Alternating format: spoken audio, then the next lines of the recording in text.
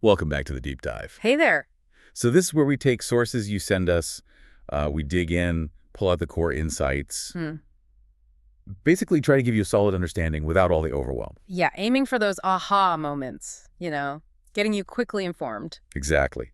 And today we're tackling something a little different maybe. We're diving into a poetry collection. That's right. It's called Free by Mitchell Lewis Ditkoff. And it's his 5th collection, apparently. So he's definitely got some experience under his belt. And, exploring poetry like this, especially for you if you're focused on learning and getting knowledge efficiently, it offers this concentrated look at human experience. How so? While poems often distill complex emotions or ideas into, like, really potent language, you can get a surprisingly deep insight from just a few lines sometimes. It's a different kind of knowledge gathering. Right. Less about facts and figures, more about perspective, Yeah. emotion. Exactly. And Free seems like a good example because it's a collection Yeah. suggesting, variety, different angles, different feelings, all through Ditkoff's lens. Okay, so our mission today, explore Free, pull out those key insights, those fresh perspectives for you. Let's get into it. Sounds good. So Ditkoff kind of sets the scene in his preface. He starts with a Leonard Cohen quote. Oh yeah? Which one? There's a crack in everything, that's how the light gets in, and he basically uses that as his guiding principle for the book. Interesting. So shining a light through the cracks. Pretty much. He says he wants to offer what does he call it? A homeopathic dose of things like healing, inspiration, gratitude, love, basically enhancing our connection to being soulful human beings. A homeopathic dose. That's a curious phrase. It implies something subtle, maybe, but effective. I think that's the idea. It's not like a sledgehammer of positivity. And he's very clear. He makes this conscious choice to focus on the light, but he's not pretending darkness doesn't exist. Right, because life is messy. You can't just ignore that. Exactly. He acknowledges the messiness. His point seems to be more about choosing our focus, like by cultivating a certain inner state, more open, maybe more grateful, we can navigate the difficult stuff better. It's about where you place your attention. That makes sense. And the title Free, that has a specific resonance for him too, right? It does. He connects it back to its old English roots, meaning things like not in bondage or acting of one's own will. Okay, straightforward enough. But then he adds this layer. All you need to pay is attention. Ah, okay. So the freedom isn't about cost. It's about engagement, awareness. Precisely. It immediately signals that the value you get from these poems depends on how much you attend to them. It's an investment of focus. Okay, that's a helpful frame. So with that in mind, let's dig into some of the actual themes in the poems. One thing that really jumped out at me was this exploration of the unseen, the inner world. Yes, that's definitely a strong current running through. You see it in poems like This Thirst. What's that one about? It talks about an aching deep within my heart that cannot be explained.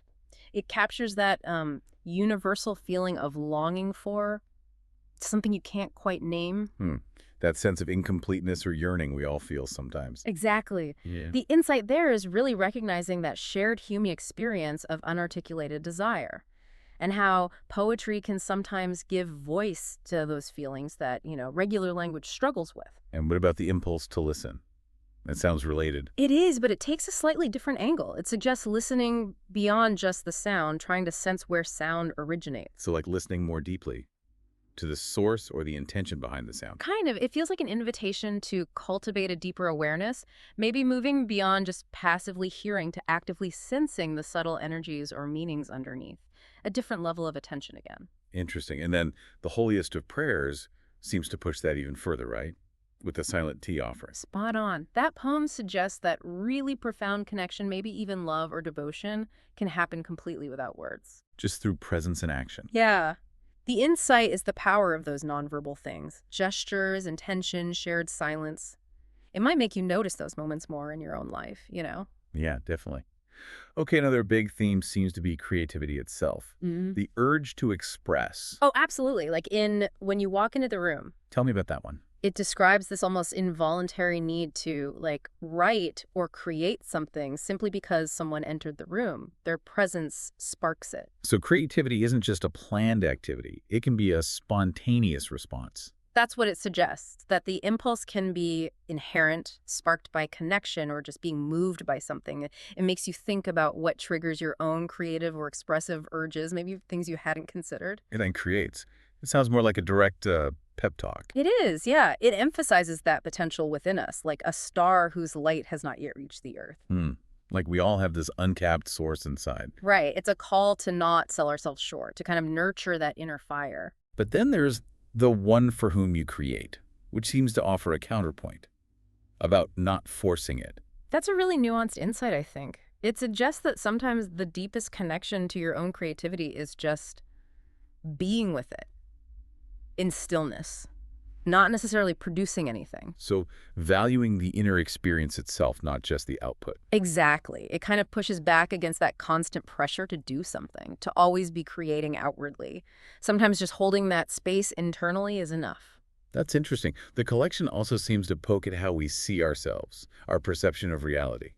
An ode to self-improvement, that title caught my eye. Yeah, it's a clever one. It draws this distinction between the persona, the self we carefully construct and polish for the world, and maybe a deeper, truer self that we don't always know that well. So the takeaway is, question why we're improving ourselves.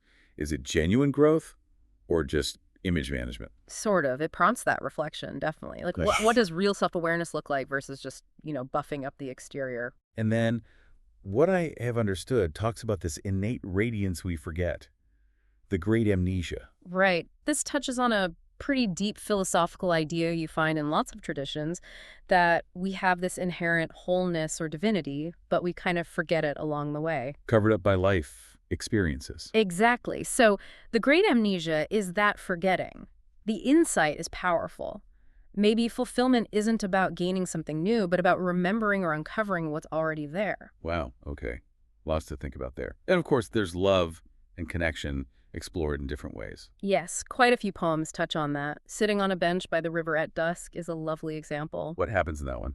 Nothing much outwardly. It's just about sharing a silent moment with strangers, watching the world go by.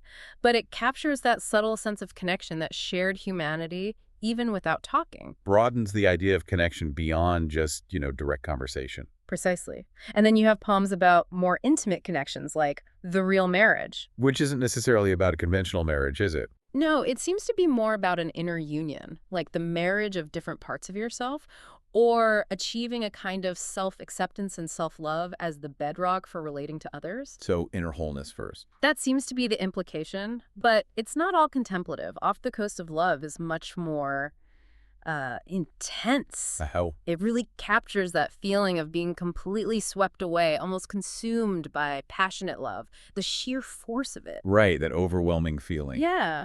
And then The Falcon and the Falconer uses that powerful imagery to explore devotion, maybe that dynamic of letting go and returning in a deep relationship. Lots of facets to connection. He even writes poems about poetry itself, doesn't he? He does. Two kinds of poetry, for instance. What are the two kinds? He seems to differentiate between poems that are more maybe intellectual constructs born from thought and poems that arise more directly from pure feeling, from the gut or the heart. Interesting. So acknowledging different functions or origins for poetry. Yeah, and suggesting maybe a special power in the ones that bypass the intellect and hit you emotionally or sensorially. And there is an infinite amount of poetry. That sounds like it's expanding the definition. Totally. The idea is that poetry isn't just in books, it's everywhere. In a drop of water, in a breath, in everyday moments. So it's an invitation to see the world more poetically. I think so. To find the meaning and the art in the ordinary. Which links nicely to another theme. Finding transcendence, or at least significance, in mundane moments, like candles. Right. Candles is simple but effective. It's basically saying you don't need a birthday or a special event to light candles. You can make any moment special. Just by choosing to, bringing beauty into the now. Exactly. The insight is about finding the inherent value in the present, not always waiting for some external reason to celebrate or appreciate it. And you see similar things in Plumtree, maybe, or scrolling. Definitely. Plumtree plays with perspective on ownership and nature.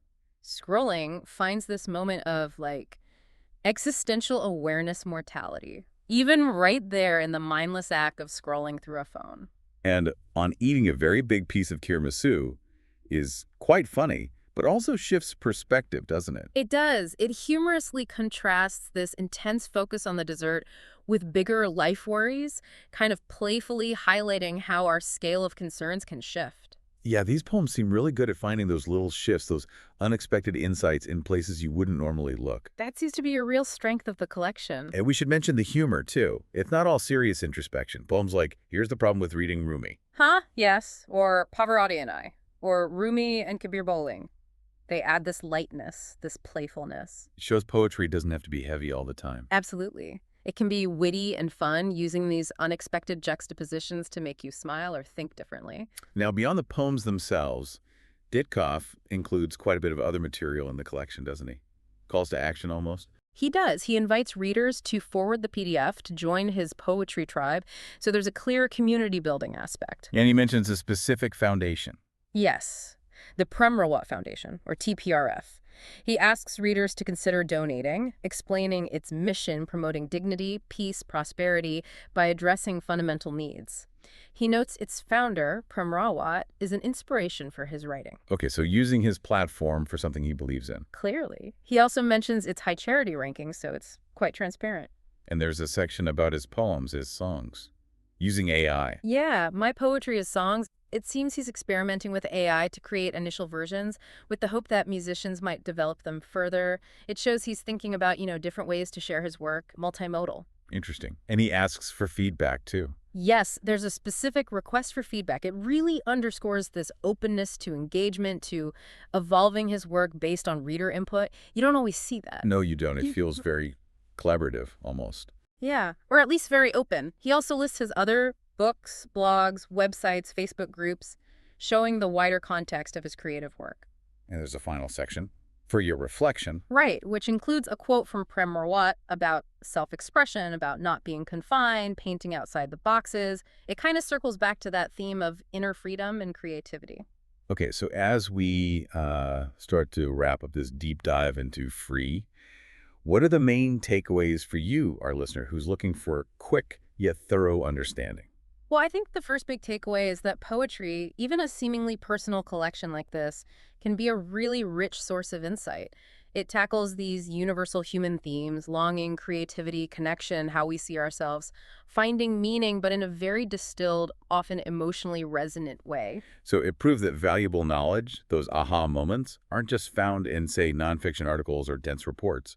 They can come from art, too. Absolutely. You've gotten exposure to multiple perspectives just by exploring these poems. Perspectives on your inner life, on how you relate to others, on how you find wonder in the everyday. Yeah, it definitely offers different ways of seeing. We hope exploring these themes sparks some connection for you, makes you think about how they show up in your own life. And maybe the final thought, inspired by the collection, is that invitation Ditkoff seems to offer the freedom to find the poetry in your own life. How do you mean? Like noticing those unspoken longings, the unexpected connections, the beauty that's often just sitting there in plain sight in the everyday moments. Maybe that's part of the freedom the title points to. Finding the extraordinary within the ordinary. A good thought to end on.